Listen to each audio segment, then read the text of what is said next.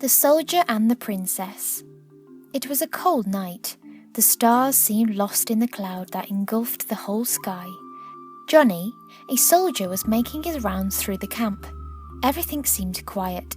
He decided to go deeper in. Maybe he would see an animal lost in the night that he could hunt and make as breakfast. He carried his gun, led his troops, and walked deeper in. The forest was quiet, and all he could hear was the crickets. He calmed himself down as he was all alone. Suddenly, he heard some rustling behind the bush. With his gun held up high, he moved closer to the noise, unsure of what he expected. He walked slowly towards the bush. He poked inside with his gun, but nothing moved. Nothing came out to the surface. He turned back to leave. He reached a clearing. The space was beautiful. He sat down and was thinking about telling the others to camp there the next night. He felt tired. He closed his eyes and took a little nap before he set back for camp. "Hello?" He heard a strange voice calling out. He quickly got up and hid. He looked around, but no one was in sight. A young woman walked into the clearing. She was trembling. She looked tired and worn out. Johnny looked at her as she moved through the clearing. She seemed to be carrying something. When she saw no one was around, she gently put the load down and opened it. "Come here, little one. Everything will be all right." The baby started to wail. The woman took it into her arms and began humming as she rocked it. "Don't worry, baby. We will find something. As for tonight, lay your little head. We are safe here." The baby stopped crying. Johnny moved out of the hiding place, his gun pointing at her. "Hey, you! Identify yourself!" The young woman jumped up, startled. "Please, sir, don't harm us. We just want a place to lay our heads for the night." Johnny moved closer. "Identify yourself, woman, or I will have to shoot." The young woman placed the child gently on the ground and stood up. "I am Betsy. I and my little brother are just looking for a place to lay our heads. Please don't harm us." Johnny looked at the little baby wrapped in sheets and lowered his gun.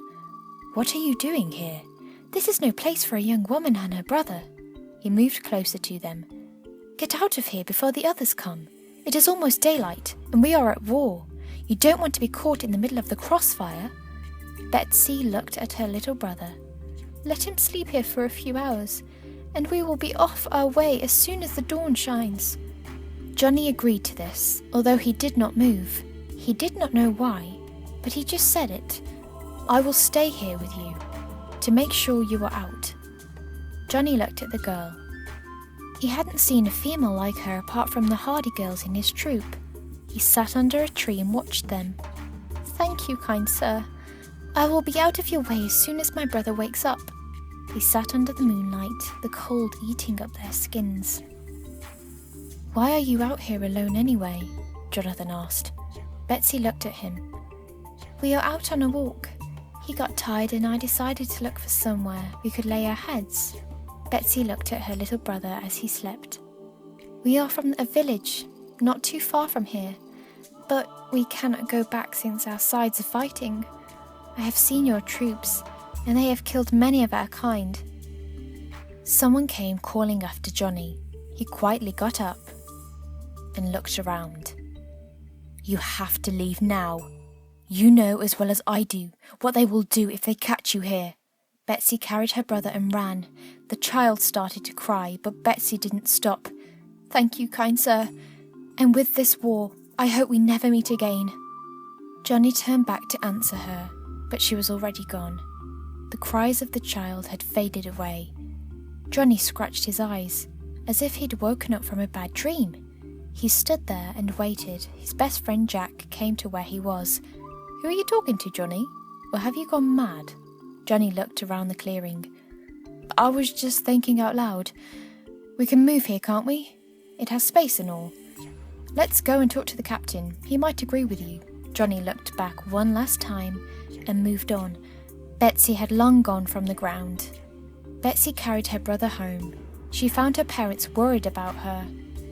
She looked at them. "I'm home." Betsy's mother moved closer. She slapped her and took the child from her arms. "What were you thinking? You could have gotten yourself hurt. Or worse off, the child could have been hurt. She carried the child away. Betsy's father was too angry to look at her. He looked at her as she cried and went to her room. The next few days were quiet. Johnny could not stop thinking of Betsy.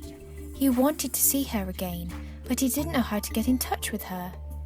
He decided to go to the river to cool off. He carried his rifle, and when he arrived, he found her washing up. He looked at her, taking in the view from where he hid. He accidentally stepped on a branch. She turned back quickly and put on her robe. "Come out, sir. I can see you," she said. Johnny came out of his hiding place. "We meet again, Betsy," he smiled. She moved closer to him. "Seems so. What are you doing here, sir?" she asked. "Out for a walk." They talked for a little while. Jack saw them and hid behind a tree. He looked at Johnny as he talked to the girl. He aimed and walked out slowly, pointing the gun at Betsy. Johnny looked back at his friend.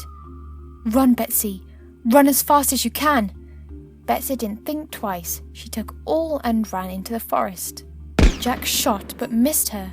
"What the hell, Johnny? I'll have to tell on you men!" He turned to leave. Johnny ran after him. Jack! Jack, wait!